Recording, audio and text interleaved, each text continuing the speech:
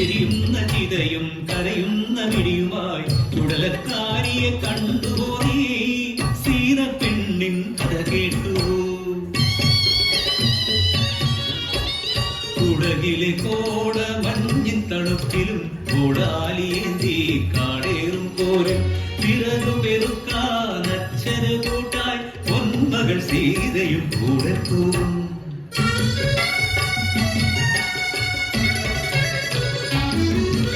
തെച്ചിമലയിലെ കുടലക്കാരൻ മുത്തുകാരിരുമ്പിന്റെ കരുത്തുള്ളവൻ സംഹാരദേവന്റെ അഴകൊത്തവൻ ഉള്ളിൽ സ്നേഹം കൊതിക്കുന്നവൻ.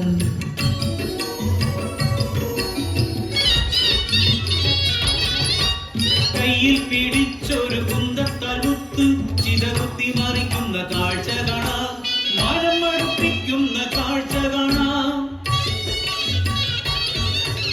കാലിൽ തറച്ചൊരു വിഷമുള്ളുമായി സീത ഒരു നാട്ടുടല പറമ്പിലെത്തി.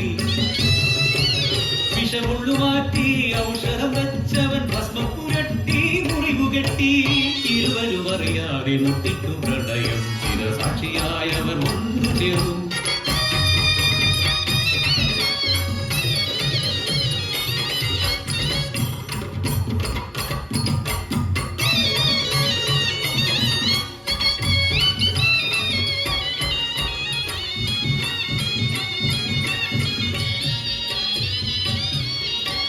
പലനാൾ കഴിഞ്ഞൊരു പൗർണമി നാളിൽ കാർമുകിൽ വർണ്ണന മുന്നിയുണ്ട അവന് കണ്ണൻ എന്നവർ പേരു നൽകി.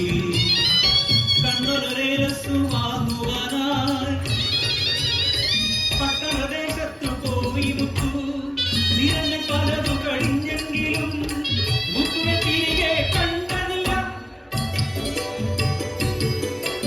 കാർമുകിൽ മൂടിയൊരന്തിക്ക് മുറ്റത്തൊരു കാൽപെരുമാറ്റം കേട്ടു അവൾ.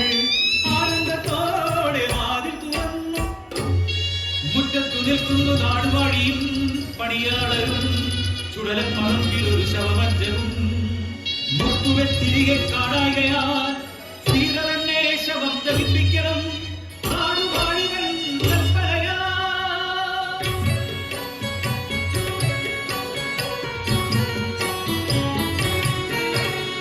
ഉറങ്ങിക്കിടക്കും ഉണ്ണിതൻ അരികിലായി എരിയുന്നൊരെണ്ണ വിളക്കു വെച്ചും കുഞ്ഞിക്കവിളിൽ ഒരുമ്പ കൊടുത്തു മടിയോടെ ചുടലപ്പറമ്പിലെത്തി.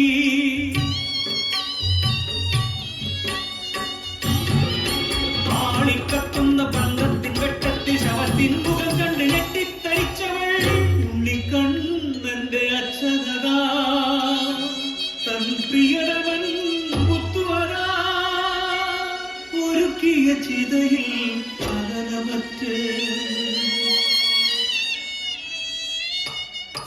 അലറിക്കരയുവാൻ പോലുമാകാതെ മുത്തുവിൻ ചിതയ്ക്കവൾ തീ കൊളുത്തി. പിന്നെ ബോധം നശിച്ചു നിലത്തു വീണു. തമ്പ്രാൻ കൽപ്പിച്ചു, ഇനി മുതൽ സീത തന്നെ ചുടലക്കാരി. പെട്ടെന്ന് വീശിയ കൊടുങ്കാറ്റിൽ ശബ്ദം കേട്ടവൾ ഞെട്ടിയുണർന്നു. കത്തിച്ചു വച്ച വിളക്കു മറിഞ്ഞ് ആളിക്കത്തുന്നു തൻ കുടിലും. അതിൽ ഈശ്വരന്മാരെ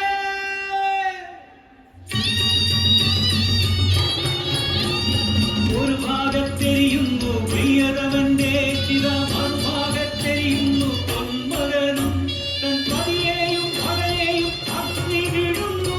കരയാൻ കണ്ണീരിൽ ആക്കിയ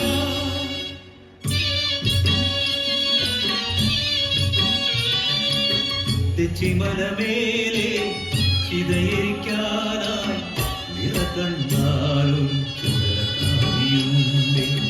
കഥനം നിറയും സീത പെണ്ണുണ്ടേ. കഥനം നിറയും സീത പെണ്ണുണ്ടേ. കഥനം